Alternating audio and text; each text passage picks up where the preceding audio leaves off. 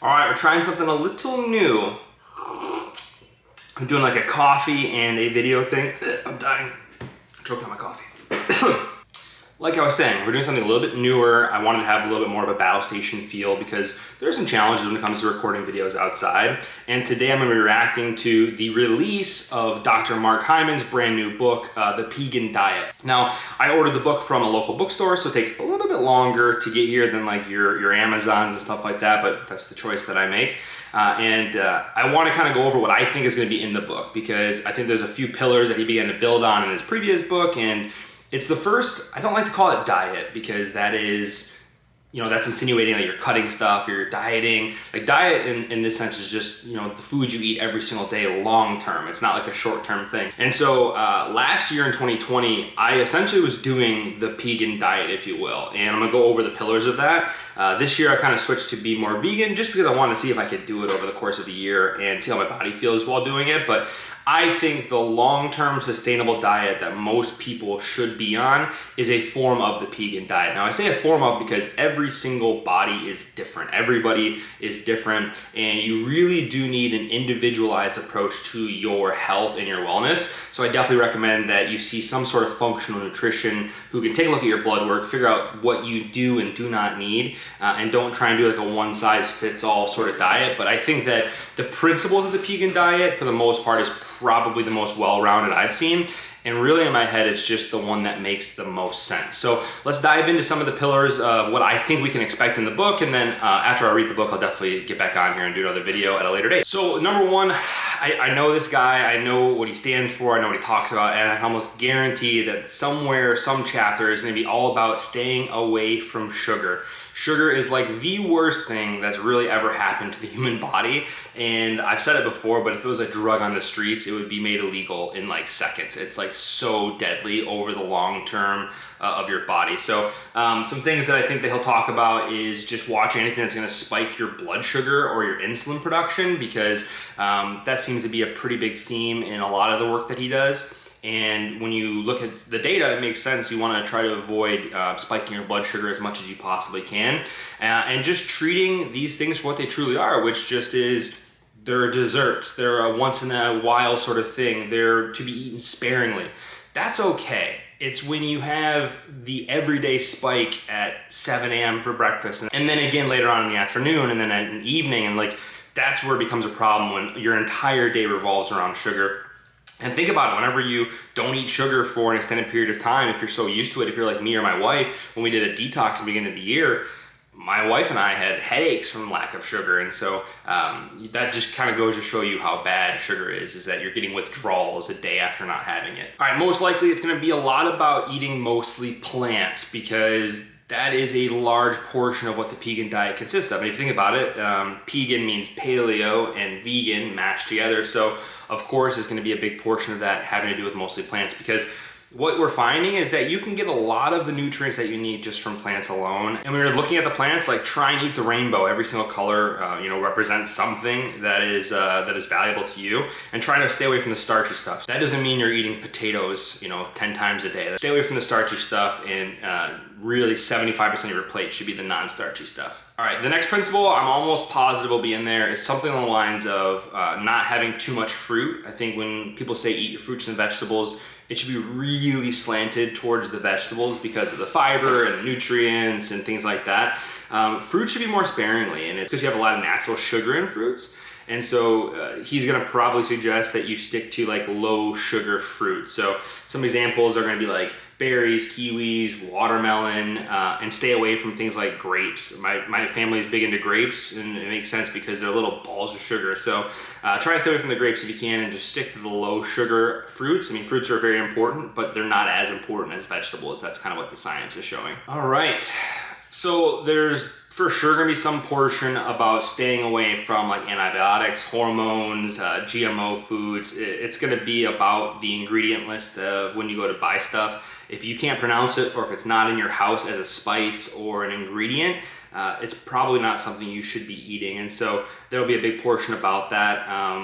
You just wanna be eating whole, real foods that are just untainted by weird chemicals and frankenfood is what he calls them. So something that he kind of advocates that is becoming more popular and the science is starting to prove out is that you want to try and eat foods containing healthy fats, right? So omega-3 fatty acids and things like you'll find like in nuts and seeds and olive oil and avocados, like those kind of foods should be increasing in your diet, right? And if you're someone who eats meats, like you're gonna see this in like fish and whole eggs and grass-fed meat. So all in all, however you get your healthy fats, you're gonna wanna start increasing the amount of healthy fats you have in your diet every single week. He's gonna be talking about, it's funny when you think about the way that Generation 4 is cooked, but he's gonna be talking about staying away from vegetable, nut, and seed oils. So like the canola oils, the sunflower oils, corn, grapeseed, and especially soybean oil, you're gonna wanna stay away from, because over the course of time,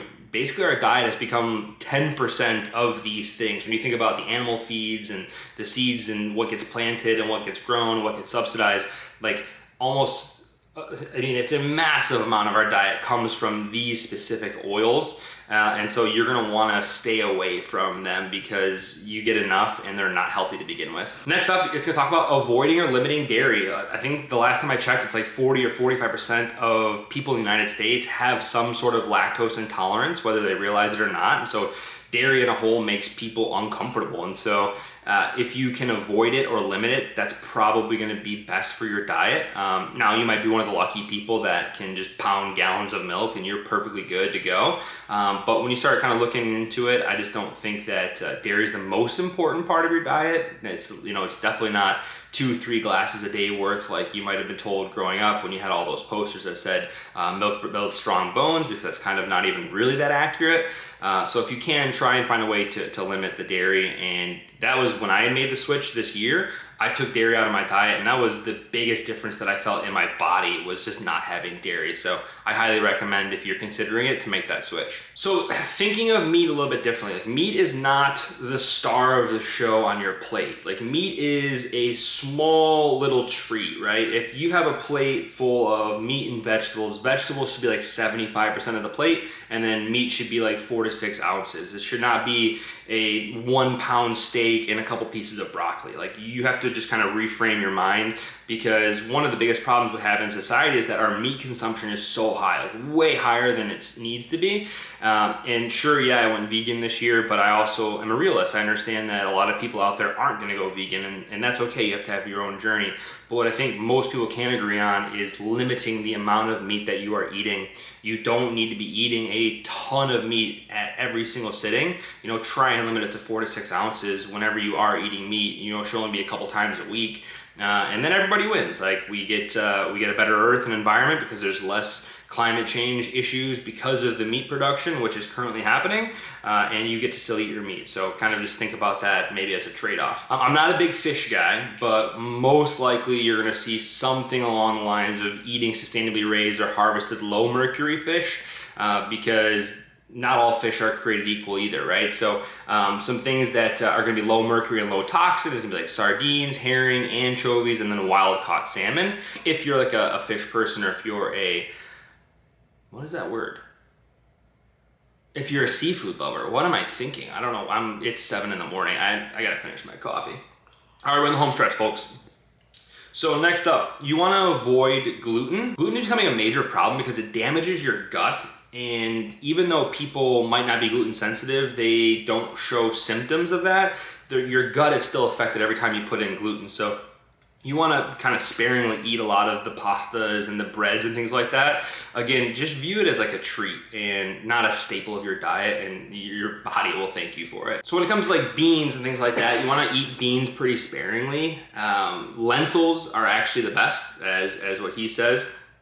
And you want to stay away from the big starchy beans. So beans can be a great source of fiber and protein and minerals, but they also have digestive problems for people because they contain lectin. So if you are going to be someone who likes to enjoy beans or things like that, you want to make sure you pressure cook them in some sort of Instapot or something before you eat them, because that helps drain out the lectins and it helps make the food go through your digestive tract a lot easier and your body feels better because of it. So if you are someone who likes to have beans be a major player in your diet, that's okay, because like you said, like it's a good source of fiber, protein, and minerals. You just have to make sure you use your Instapot or use your pressure cooker to remove those lectins first.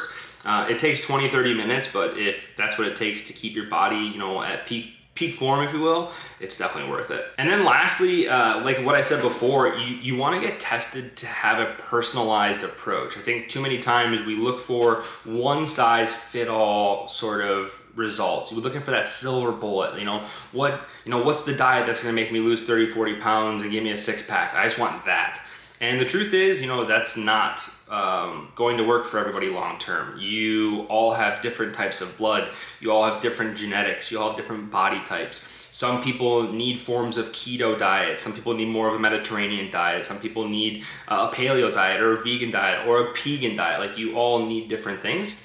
And so seeing some sort of functional nutrition coach or doctor to kind of check out your blood work and figure out what exactly you need and just customize to your life is going to make all the difference for you. Like, you wouldn't, you see better results when you see a personal trainer because they tell you exactly what you need to do. The same thing goes when it comes to seeing a functional nutrition coach or doctor. So I just highly recommend that you get personalized and you don't just try to find the silver bullet. And so this concludes what I think is going to be in the Pegan Diet by Dr. Mark Hyman. Either way, I recommend you grab the book. Even better, I listen to the audiobook. So I grabbed the book as a resource, but I actually like listening to the audiobook because he does all of his own audiobooks, and so it's pretty cool.